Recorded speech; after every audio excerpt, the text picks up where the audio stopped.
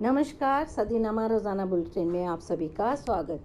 मैं सुनीता अरोरा 14 जनवरी 2025 का संपादकीय प्रस्तुत कर रही हूँ, जिसका शीर्षक है माघ मकर गति रवि जब होई। लेखक हैं राकेश अचल जी, जो सह संपादक हैं इस पत्रिका के।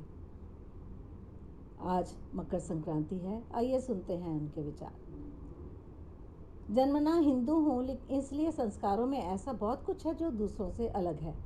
बचपन से रामचरितमानस पढ़ने का चस्का है।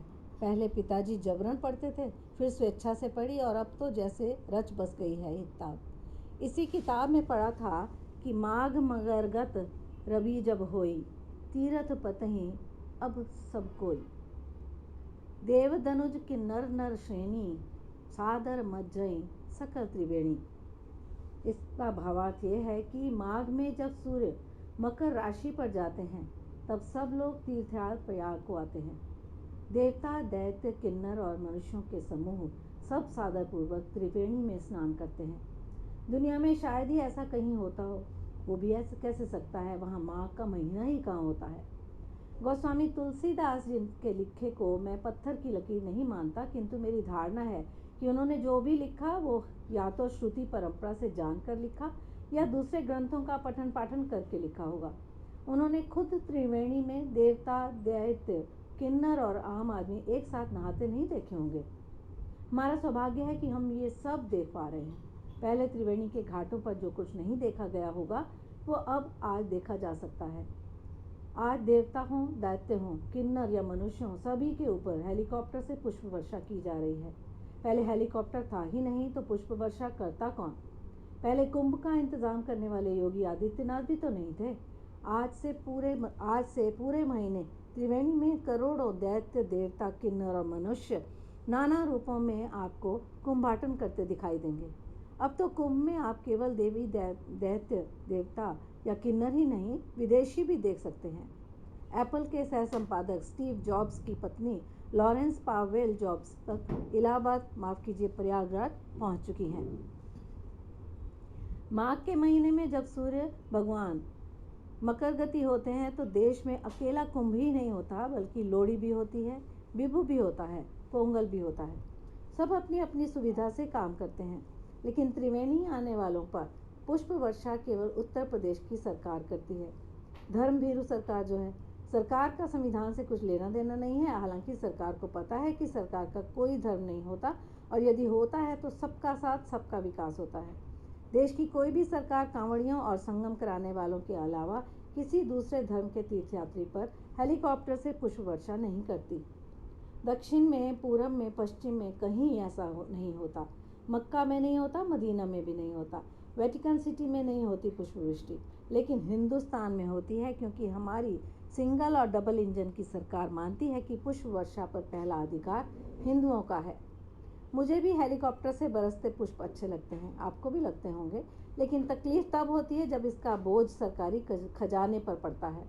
अमेरिका में तो राष्ट्रपति के शपथ ग्रहण समारोह पर भी खर्चा चंदे से जुटाया जाता है। 20 जनवरी को होने वाले डोनाल्ड ट्रंप के शपथ ग्रहण समारोह के लिए वहां के धन कुबेरों ने $170 मिलियन का चंदा दिया है। हमारे यहाँ हमारी उत्तर प्रदेश सरकार को कुंभ के आयोजन के लिए किसी धन कुबेर ने फूटी कौड़ी भी नहीं दी क्या? आज़ादी से पहले और आज़ादी के बाद भी माघ के महीने में भगवान भास्कर मकर गति को प्राप्त होते थे, लेकिन किसी भी सरकार ने इस मौके को धार्मिक पर्यटन में नहीं बदला। मुगलों ने, अंग्रेज़ों ने भी ये कोशिश नहीं की। क्या आपको याद आता है कभी कांग्रेस सरकार ने हाजियों पर हेलीकॉप्टर से वर्षा कराई हो? आपको याद आता है कि क्या किसी अकाली सरकार ने किसी शोभा यात्रा पर हेलीकॉप्टर से फूल बरसाए हों? बेशक हेलीकॉप्टर है और हमारे पास फूल हैं, तो हमें हेलीकॉप्टर से पुष्प वर्षा करनी चाहिए, लेकिन तब जब इस देश में अन्नदाता कहने वाले किसानों पर भी पुष्प वर्षा कराई जाए। उनके ऊपर तो लाठी वर्षा होती है, आंसू गैस के गोले छोड़े जाते हैं, उनके रास्ते में तो कीलें बिछाई जाती हैं। वे आज भी अनशनरत हैं। दुनिया हमारे सामने इस मामले में प्रतिस्पर्धा में खड़ी हो नहीं सकती। कुंभ में जिस तरीके से बाबाओं के रंग बिरंगे अखाड़े आ रहे हैं, साधु सन्यासी आ रहे हैं, उन्हें देखकर हम कह सकते हैं कि हम हर मामले में सनातनी हैं। दुनिया चाहे चांद पर पहुंच जाए, चाहे सूरज को ही बर्फ का गोला बना ले, किंतु हमारे नागा हमारे मंडलेश्वर जैसे थे वैसे ही रहेंगे।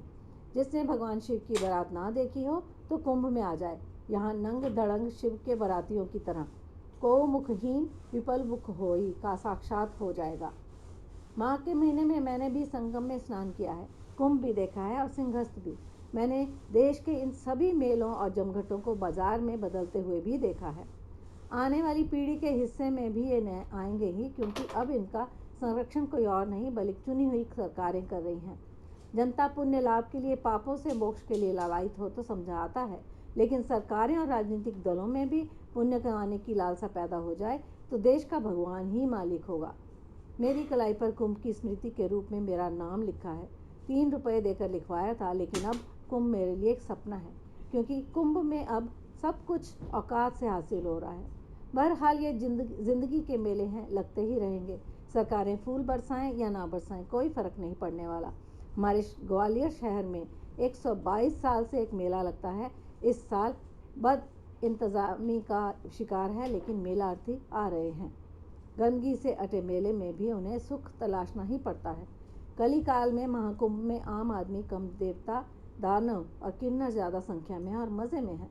उनके लिए स्विस टेंट हैं, ऐसी हैं पाश्चात्य शौचालय हैं, जनता के हिस्से में ठसाठस भरी रेलें हैं, बसें हैं, गंदगी से बजबजाती गंगा है।